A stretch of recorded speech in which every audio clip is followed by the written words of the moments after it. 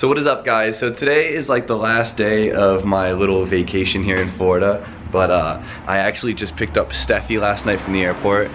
For some reason she wanted to drive up with me. I don't know who would want to sit in a car for 20 hours with me, but here she is. So I don't want you driving alone. That's true. So we're gonna wash the Z. It is absolutely filthy, and I feel bad because this thing is gorgeous, so I'm gonna make Steffi help me here.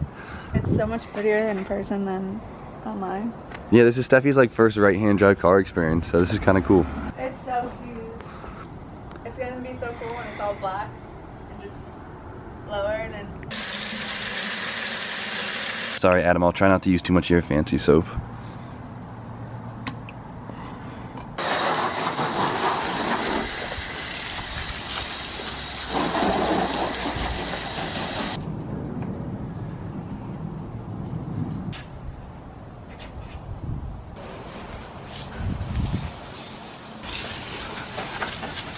Alright, so it was literally as soon as I finished cleaning the car, it started raining, and now my car's gonna be dirty again.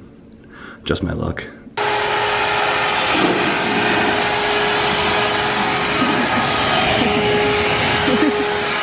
Adam literally has everything.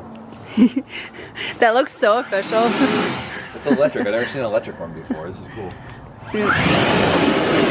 So I haven't really talked about the car too much yet. I did roughly that one night, but I kind of want to go through the car right now so you guys get an idea of what it is. So this is a 1990 Nissan 300Zx Fairlady Z. So in Japan they call them a Fairlady. Here you can call it a Fairlady, but it's not technically a Fairlady. So this car is basically identical to a USDM version of it, besides the fact it's on a right-hand drive, not left-hand drive. So not only is this car almost immaculate for how old it is, it only has about 50,000 miles on it. So this car is a 2+2 automatic NA. So what that means is there's a 2+0 and a 2+2 model. The 2+0 has no back seats, the 2+2 has back seats. As you can tell, that has massive back seats right now, but on my red Z, which is a 2+0, right here there's basically a rear deck lid and then the hatch starts. So the car is actually 6 inches overall longer in the rear end to make up for the seats in the 2+0. So the car is decently longer. So these cars come from the factory with a 3.0 V6, either naturally aspirated or twin turbo. This one is a naturally aspirated model, and it happens to be automatic. They do come 5-speed, but not this one. Though the Japanese version isn't much different than the American version, the previous owner of this in Japan actually did a few cool things to it that makes it a little bit different. So the first thing I noticed was the wing. So this spoiler in the United States only comes on twin turbo models, but in Japan I guess they basically come on almost every single one of them, so it's kind of cool to see it on here. But on top of that, the previous owner actually put a twin turbo front bumper on here. So in the United States and Japan, NA models and TT models are different front bumpers. The only thing that varies is the venting in the bumper right here. The NA models, there's no venting. It's just like a solid smooth panel. For the TTs, it's vented. This is essentially for the intercoolers. The TT model has 2 little side mount intercoolers, and this allows air to go to it. But the Japanese dude put a TT bumper on it. I already mentioned it before, if you guys didn't see in the last video, was the headlights are actually different than USDM headlights. So this is a really common swap in the US to do because they're a lot cleaner looking. As you can see, these headlights are perfectly smooth. They're very nice and clean looking. There's not a lot of diffusion in them. The USDM ones have a little bit more diffusion in them, and they have 3 molding tabs on here that I guess are used to line the headlight, but these don't have it and they look a lot cleaner. Another cool thing I noticed in the front end was the previous owner actually put bigger horns on this thing. I don't know, I guess like honking at each other is more important in Japan. But they're all fancy, look at that. Came from Japan on a set of 2-piece wheels. The name is Intellis, whatever it is. This is actually a small company that made wheels in the early 2000s, late 90s, and they just happen to still be on the car. They resemble a BBS LM almost identically, but it's pretty cool. It's one of my favorite wheels, so having like a clone of it's pretty sick. The previous owner actually put on an Apexi catback, which is insane. The Apexi exhausts are very expensive, and as you can see right here, little Apexi symbol. Car's still really quiet, but it kind of opens it up a little bit. I don't know, but those are really rare, so that's pretty cool. Another thing about the front end that's a little bit different on the Japanese model is the turn signals right here. So on the USDM models, this piece is actually orange, and the Japanese ones are a lot more attractive because it's all clear, so it really cleans up the front end. That's a very common swap on American cars, I guess people do. That's why one of the first things I did to my car was buy the Japanese turn signals because it looks really clean. So these are actually pretty rare, so that's cool. On the front end on the Japanese models actually come with turn signals on the fenders. In the USDM version of this car, there's no turn signal here. It's just nice and, you know, flush. They do this with a lot of Japanese cars, like the FD only has these in Japan, and I think the S chassis had these in Japan, but not the USDM cars. So another cool thing the previous owner in Japan put on this car was a little brake light cover. That's sick. It's just a little overlay that goes on the rear third brake light. That's really cool. So let's go into the interior. So the interior isn't much different than a USDM one besides on the right. There's a cool little features on here that is a little bit different. A big thing that I'm a little upset the car doesn't have anymore is actually the switch for a parking pole. And if you guys looked at my previous videos, I actually found one and put it on my 240. It's essentially a little pole that comes off the front left corner of your bumper, so you get able to see where your bumper is so when you park you don't hit something. When the previous owner replaced the front bumper, I'm assuming they just didn't replace the parking pole.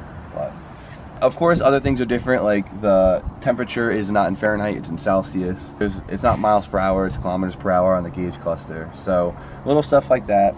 Besides that, the interior is basically the same. There is one cool feature that I thought was sick. I just figured it out like a couple hours ago, and it's the mirrors.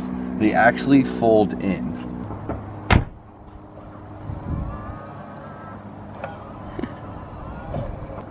I knew a lot of cars in Japan do that, but I didn't think this one actually came with it, so that was a really cool thing to find out. Another feature with the Zs, not just the Japanese Zs, is they're actually T-top cars, if you guys didn't know that, which means essentially the roof comes off. Really easy. Look at that. Steph loves this feature. I'm obsessed with this I never part. usually take them off. I forget that the roof actually comes off, but it's a really clean look, and it makes it feel like a convertible without the, you know, lameness of a vert. Yeah. And easy as that. So the interior also has a cool little feature that the previous owner added, which is some fancy little floor mats. These things are like shag carpet. It's really nice. I tried Googling the company, and I didn't really see anything come up, but it has a pretty badass like style to it. And the rear mats are red for some reason.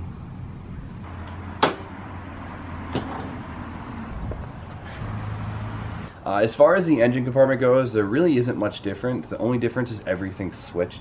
Like the battery's usually on the driver's side, you know, and everything else. What I did notice though is the previous owner did convert the headlights to an HID, so you could see like the ballast right here and over here. And he also put a security system in it that I think is like half ripped out, so all the stuff is still here, but I don't think any of it actually works.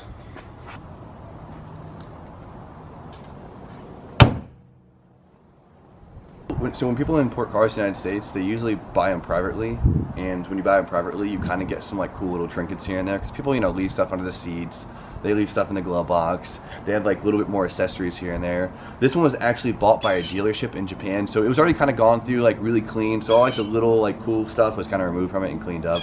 Like the dealership probably removed the headlight covers and stuff like that, but usually when you get a private sale one, you find some cool little trinkets, but no worries, this thing's still sick. Huge shout out again to HP Logistics for hooking me up with the car. This thing is insane. I'm so excited to build it. I've always wanted a right-hand drive car, and let alone the Z. This is sick. So if you guys have any questions about all this right-hand drive importing stuff or want a car for yourself, I'll put their link in the description. Make sure you check out their website and see what dream cars they have in there for you.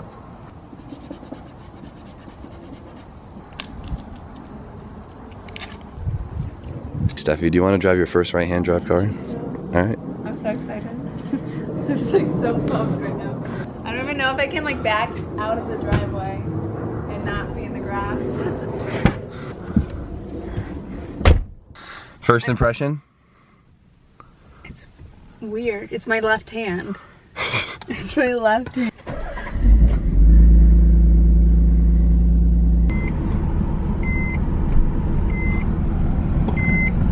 Oh my god.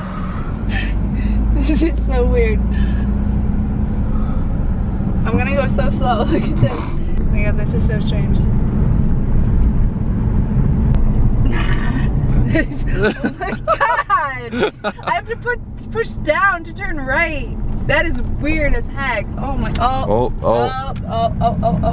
that wasn't that bad. Oh my god, that car went really So the blinkers are on the right side because you're supposed to use your blinkers with your non-shifting hand. But to turn right, you need to push down instead of pushing up. I feel like I'm 16 again.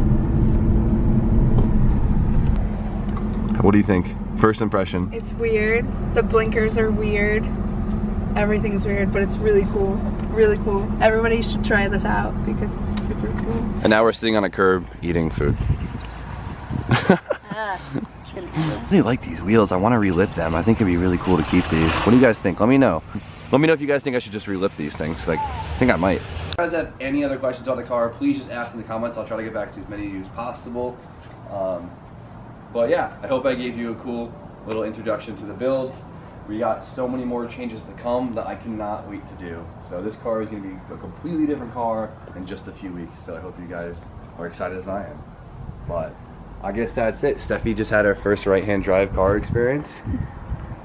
And I think she enjoyed it. I guess that's it. We start our journey back to CT either tonight or tomorrow in the morning. I don't think we haven't decided yet, but we'll be back there soon, ready to turn a wrench or two. So I guess that's it. So you guys know the drill. Like, comment, subscribe, and stay tuned for more content. Not left-hand drive. So not only is this car almost immaculate for how old it is, it only has about 50,000 miles on it. So this car is a 2+2 automatic NA. So what that means is there's a 2+0 and a 2+2 model. The 2+0 has no back seats, the 2+2 has back seats. As you can tell,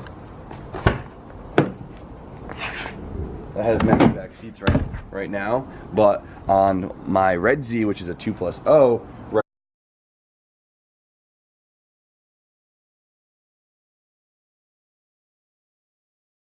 So what is up, guys? So today is like the last day of my little vacation here in Florida, but I actually just picked up Steffi last night from the airport. For some reason she wanted to drive up with me. I don't know who would want to sit in a car for 20 hours with me, but here she is. I don't want you driving alone. That's true. So we're gonna wash the Z. It is absolutely filthy, and I feel bad because this thing, it's electric. I've never seen an electric one before. This is cool. So I haven't really talked about the car too much yet. I did roughly that one night, but I kind of want to go through the car right now so you guys get an idea of what it is. So this is a 1990 Nissan 300Zx Fairlady Z. So in Japan they call them a Fairlady. Here you can call it a Fairlady, but it's not technically a Fairlady. So this car is basically identical to a USDM version of it, besides the fact it's on a right-hand drive.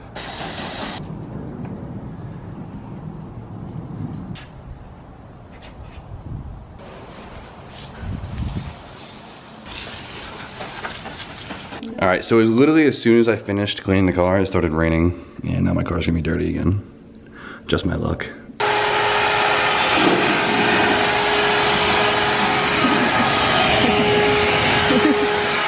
Adam literally has everything. That looks so official. It's gorgeous, so I'm gonna make Steffi help me here. It's so much prettier in person than online. Yeah, this is Steffi's like first right-hand drive car experience, so this is kind of cool. It's so cute. It's gonna be so cool when it's all black and just lowered and. Sorry, Adam, I'll try not to use too much of your fancy soap.